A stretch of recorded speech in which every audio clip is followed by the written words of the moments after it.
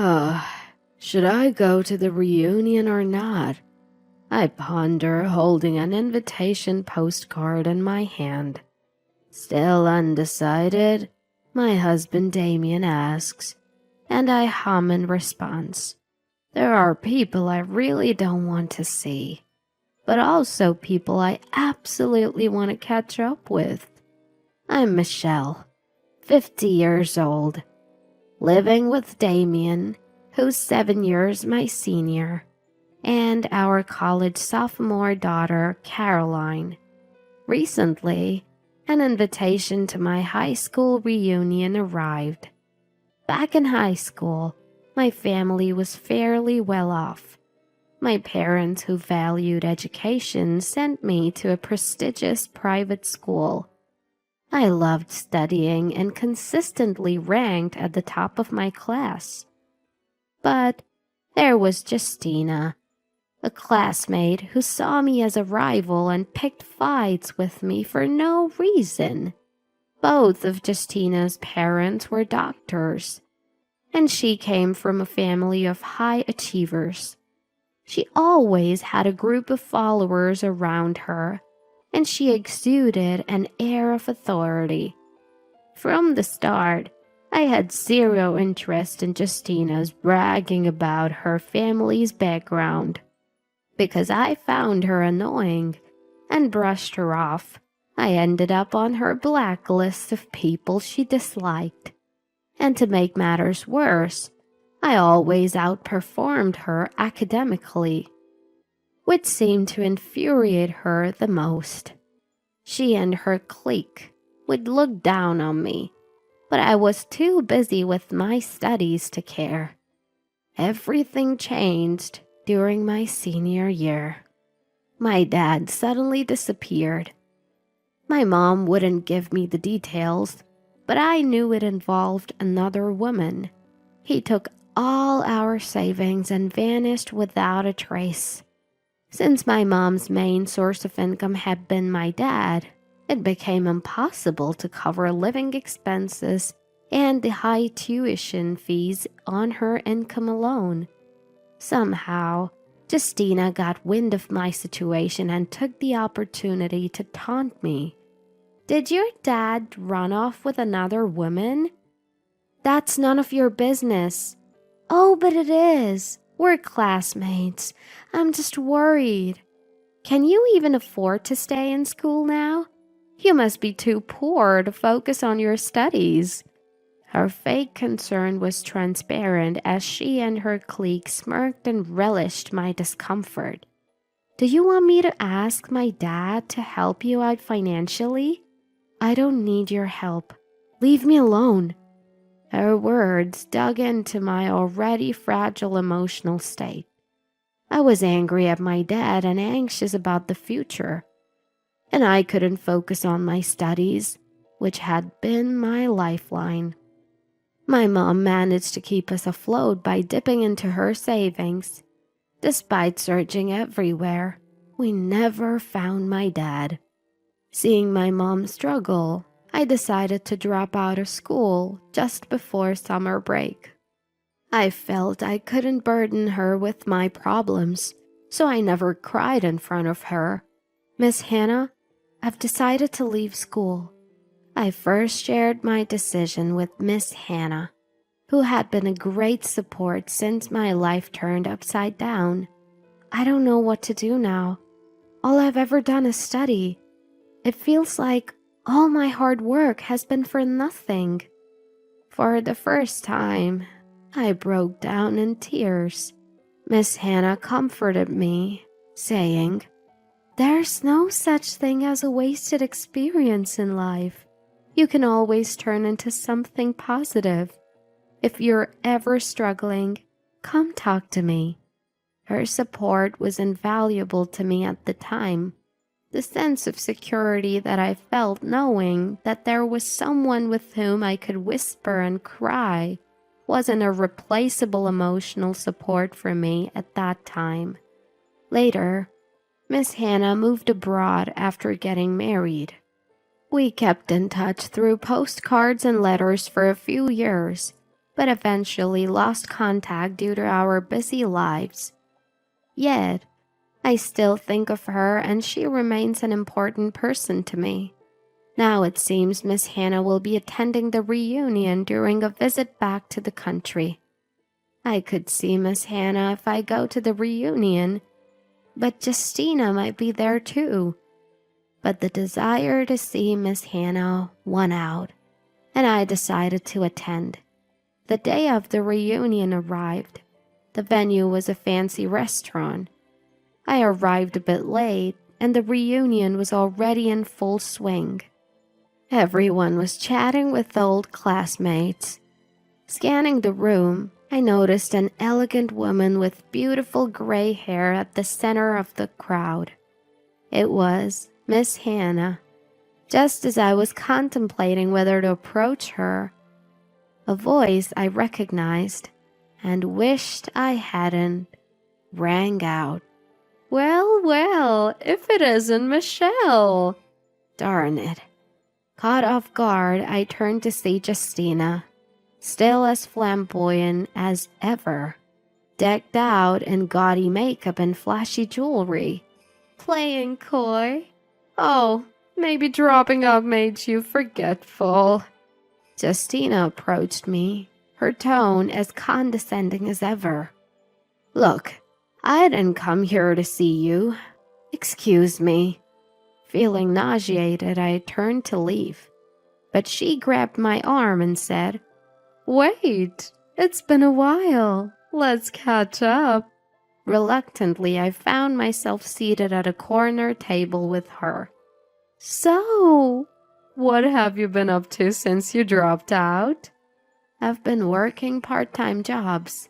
"How resilient. I would have been crushed. Maybe you were always destined to be poor."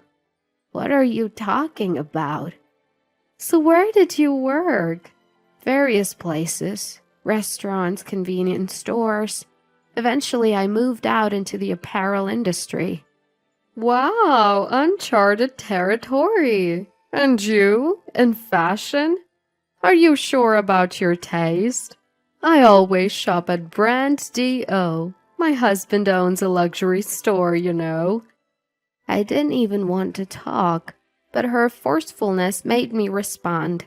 Her entourage cheered her on. I didn't want to waste my precious time with Miss Hannah on this nonsense.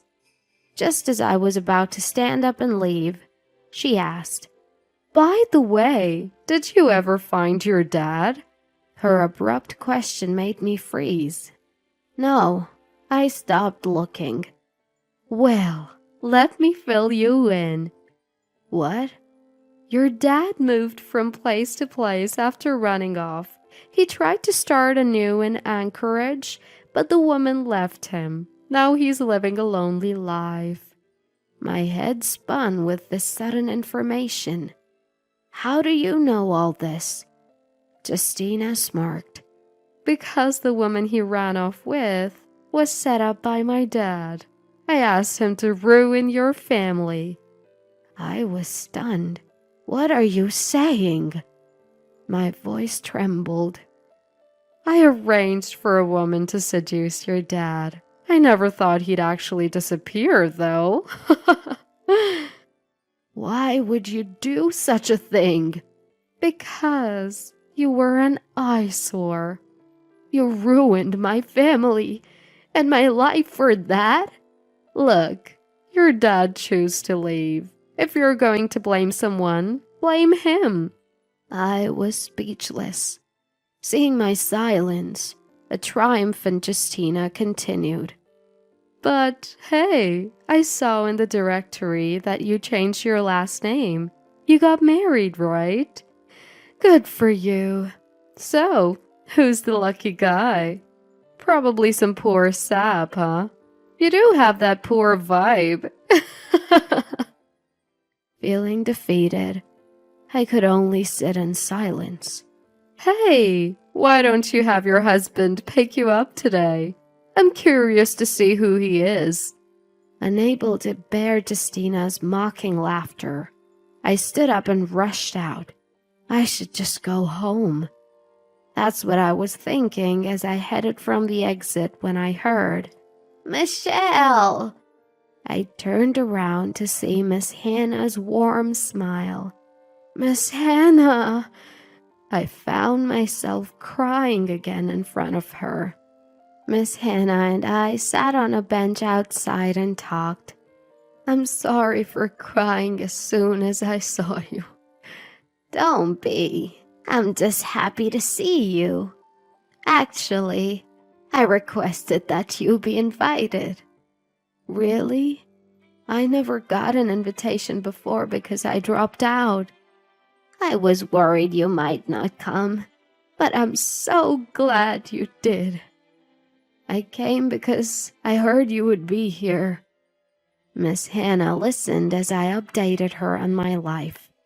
Talking to her made the crushing feelings from earlier disappear. I thought about telling her what I'd heard from Justina, but I didn't want to ruin this wonderful time. "I have to go soon." "I'm sorry for taking up your precious time." "Don't be. I was looking forward to this." Miss Hannah's smile gave me the same sense of comfort and strength as it always had. After saying goodbye, I returned to the venue with renewed determination.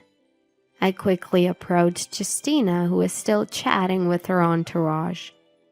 "Back already? I thought you'd run off." "You said you wanted to meet my husband. He's here to pick me up, so I'll introduce you."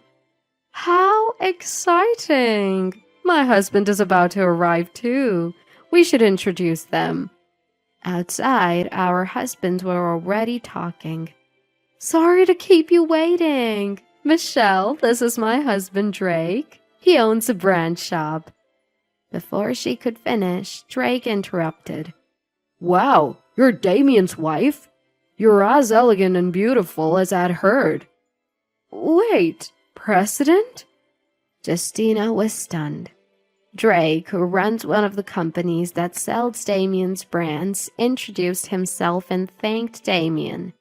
Drake runs one of Damien's brand name sales companies.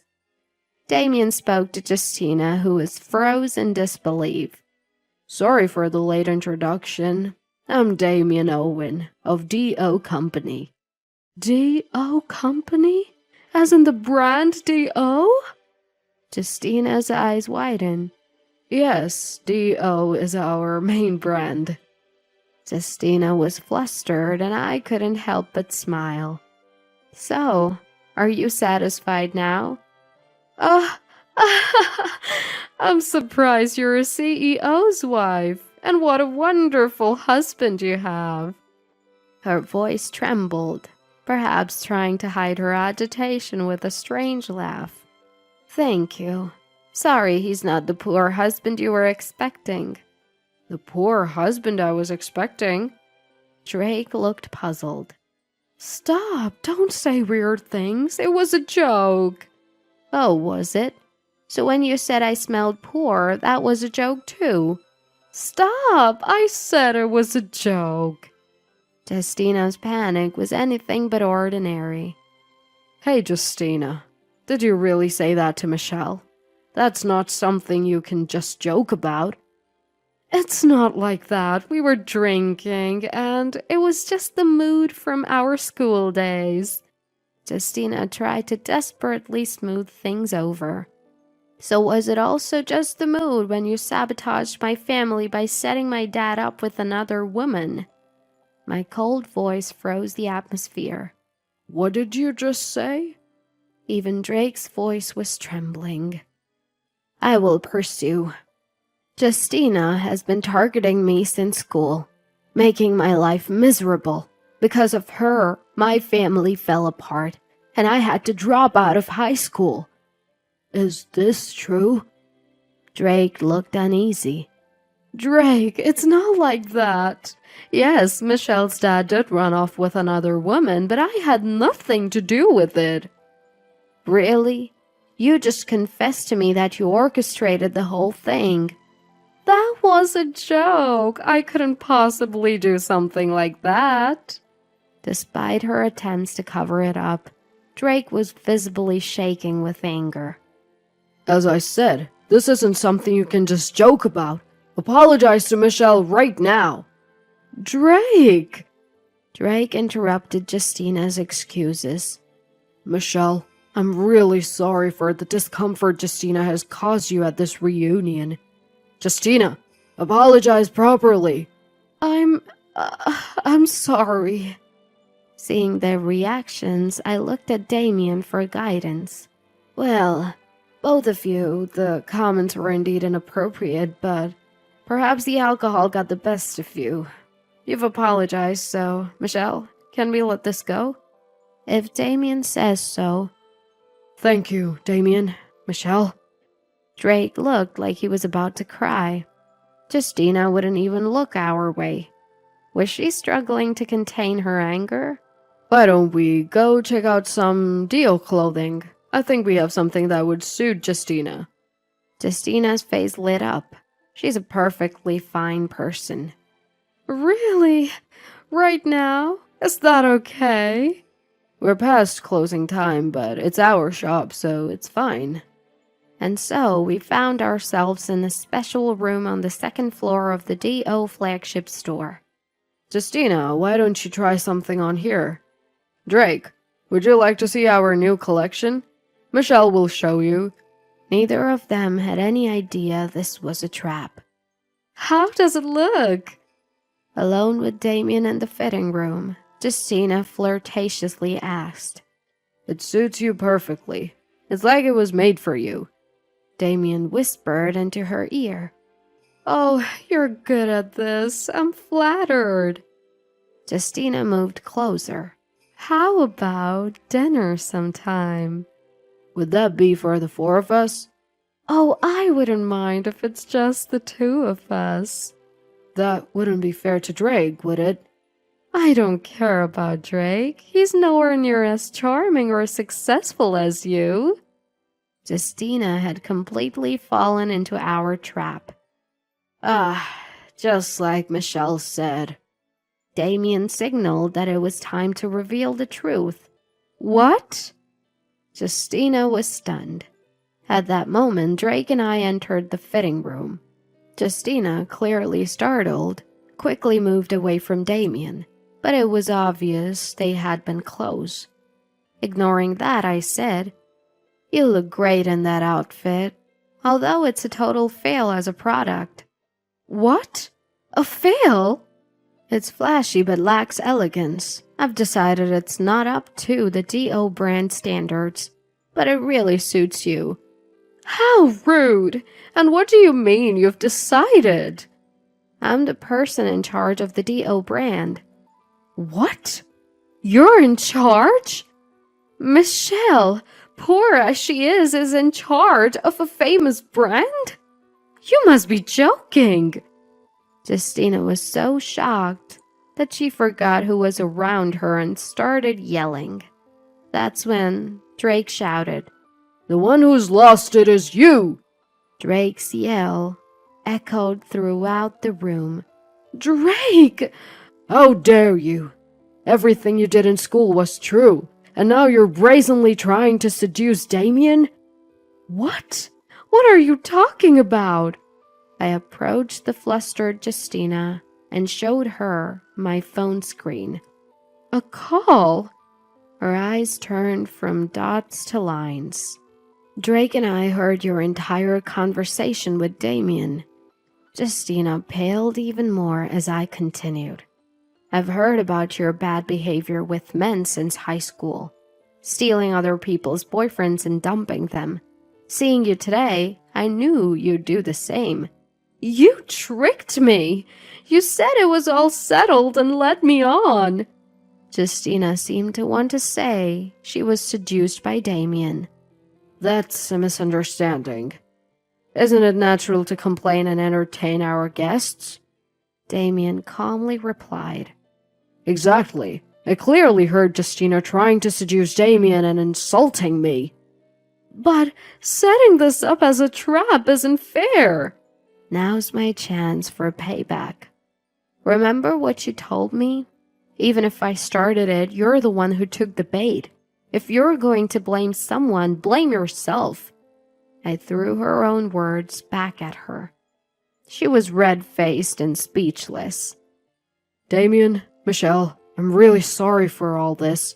I'll make it up to you later." Drake apologized deeply and grabbed Justina's arm. "Get ready for a divorce." "What? Wait, Drake, wait!" As Justina's voice faded, Damien and I exchanged smiles. A few days later, Drake came over to apologize and fill me in on what happened next. Justina had apparently begged him not to divorce her, crying her eyes out, but it turned out she had multiple affairs, leading to the divorce being finalized. She even turned to their adult children for support, but they had known about her infidelity for a while and decided to cut ties with her. Desperate, she reached out to her family and siblings, only to be told that they didn't need a disgrace in their prestigious family, and she was turned away. She sought help from her circle of friends, but no one was willing to lend a hand now that she was broke. She's also being sued for infidelity, and her savings won't last long. As for what kind of impoverished life Justina will lead from now on, I couldn't care less. And as for us, Damien, we've got messages from Caroline. "Oh, they came in?" The messages were filled with updates and seemed cheerful. There were also lots of pictures attached. "It's good to see her surrounded by nice people." "Ah, Miss Hannah is in the pictures too. Our daughter Caroline is spending her college summer break doing a homestay in England. And guess what? She's staying at my old mentor Miss Hannah's house. This handsome young man is Miss Hannah's grandson and a classmate of Caroline's. They seem to get along." Damien seemed a bit uneasy as I happily shared this. "I might have to make a business trip to England next week." "Wait, isn't that abusing your position?" "It's for work. Work." "Then maybe I should set up an appointment with Miss Hannah to research everyday fashion in England." "That's too specific." We both laughed. There's no such thing as a wasted experience in life. I remembered the words Miss Hannah once told me and realized that our current happiness exists because of our past struggles. No matter what happens in the future, we'll keep that in mind and keep moving forward.